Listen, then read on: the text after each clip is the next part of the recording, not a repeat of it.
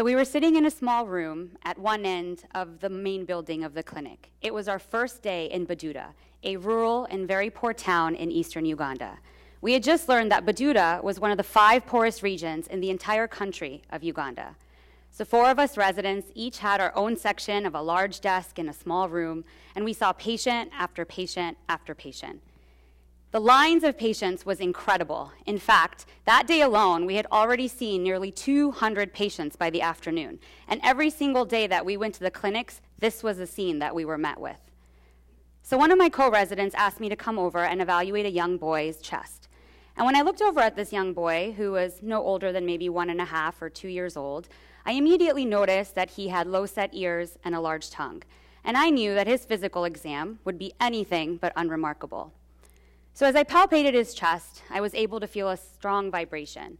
And when I listened with my stethoscope, I heard a very loud murmur, just as I had suspected. He was breathing fast, his legs were swollen, he was in heart failure. The parents looked over at both me and my colleague. They were obviously very nervous, and they had a lot of questions. They had never been told that their child had trisomy 21. They had been coming to this health center for regular checkups with their child, but he had been seeing the community health workers there. He had never seen a physician because there was no physician.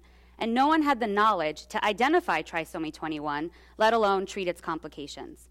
So we used our translator to help discuss our findings with the parents, and then one of the local doctors that we were working with came over to see the patient as well.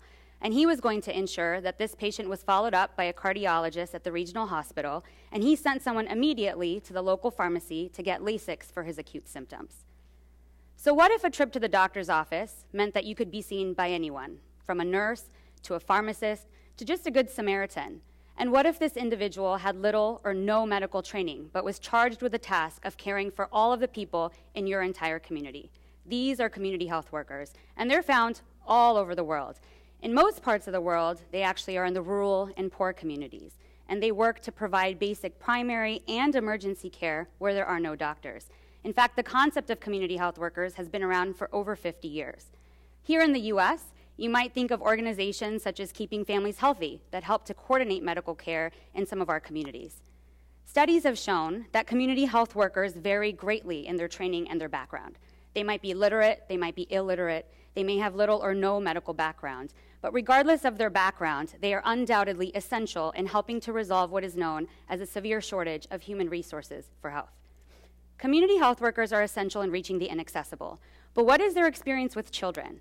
Many of these people have immense on-the-job training with adults, but when it comes to kids, they don't feel very comfortable. So during our recent trip to Uganda, we participated in a project that was evaluating a training curriculum that was going to be used to treat community health workers and how to perform pediatric physical examinations.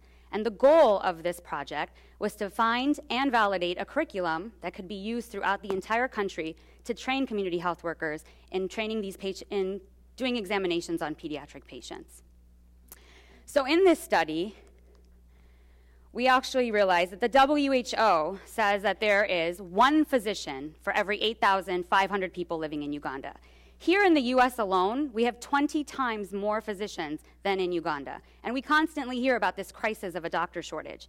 So that means in a country of 38 million people, there's only 4,500 doctors, and this number is even lower in the rural areas like the ones we were working in, where mainly nurses and community health workers provide care. So in our study, we had trainees from 4 different clinic sites that came to participate. And initially, they underwent an OSCE-style evaluation where we were their simulated pediatric patients. This was followed by a lecture that was given by our master trainer named Viola, who you see up here, and she was a nurse by profession. And Viola had been trained earlier in the project specifically for the role of training other individuals. This is called the train the trainer model, and it's commonly used in the field of global health, especially when it comes to training community health workers. The curriculum for this lecture was developed by other doctors, and we participated in the lecture sessions as well. Immediately after the lectures, the trainees underwent a repeat OSCE evaluation, and then they also repeated it 2 weeks later just to see what their level of retention was. The pilot study that had been done 2 years prior to us getting involved showed a statistically significant improvement between pre- and post-lecture OSCE evaluations.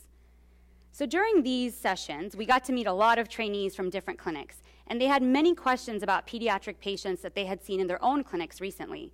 They had questions about exam findings, differential diagnoses, and it was through these interactions that I learned the importance of educational models such as these. Because you see, in times of disasters and epidemics, we often see a massive, massive outpouring of resources in the form of supplies, medications, manpower, and even money.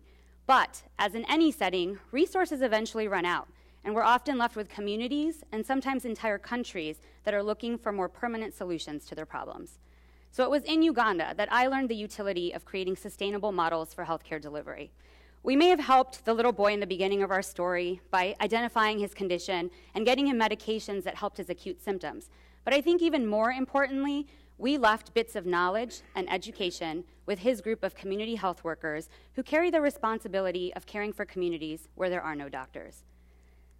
So if we want to create true and enduring changes, I think we have to make programs and interventions that are built to last, especially in this era where we have constantly increasing numbers of people looking for medical care.